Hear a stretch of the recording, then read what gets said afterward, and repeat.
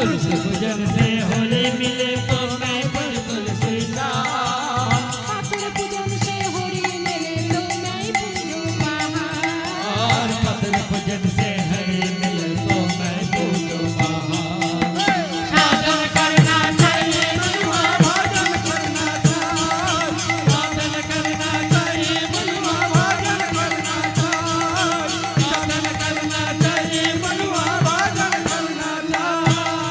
दूध पीने से होली मिले तो बहुत बक्सों दूध पीने से होली मिले तो बहुत बक्सों आला। मीरा कहे बिना प्रेम से, मीरा कहे बिना प्रेम से, मीरा कहे बिना प्रेम से, मीरा कहे बिना प्रेम से, यही लिए नंदलाला। साधन करना चाहिए मनुआ भजन करना चाहिए।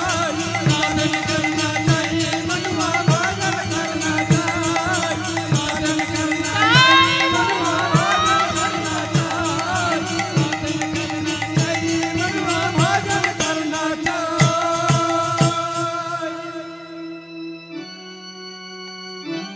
তা পিতা মাতা স্নেহ আজকের আমার রাধারানী বড় হতে লাগলো। অষ্ট সখীদের নিয়ে খেলা করছেন। ললিতা, বিশাখা, ইন্দ্রলেখা, চম্পকলতা সবাইকে নিয়ে খেলা করছেন। তা এমন সময় কে আসছেন? দেবর্ষি নারদ। নারায়ণ নারায়ণ নারায়ণ। তা দেবর্ষি নারদ ওই রাধারানীকে দেখে বলেন, এ তো যে সে মেয়ে নয়, মুখমণ্ডল হতে এমন জ্যোতি নির্গত হচ্ছে কেন? মনে হচ্ছে না 10 দিক আলোকময়। হ্যাঁ, ইনি হচ্ছে স্বয়ং লক্ষ্মী দেবী। এতদিনে বুঝলাম সময় আগত, আর দেরি করা ঠিক হবে না।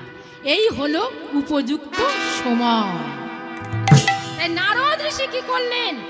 বৃষভানুর কাছে এসে বললেন, মহারাজ এইবার যে কন্যারে বিয়ে দিতে হয়, কারণ এই হলো উপযুক্ত সময়। তা নারদ ঋষি যখন এই কথা বললেন, বৃষভানু বলেন, হ্যাঁ আমিও তাই ভাবছিলাম, এইবার আমার কন্যারে বিয়ে দেব, আর দেরি করা ঠিক হবে না। যখন বৃষভানুর মুখ থেকে এই কথা শুনেছেন, নারদ ঋষির মনের আনন্দ ধরে না।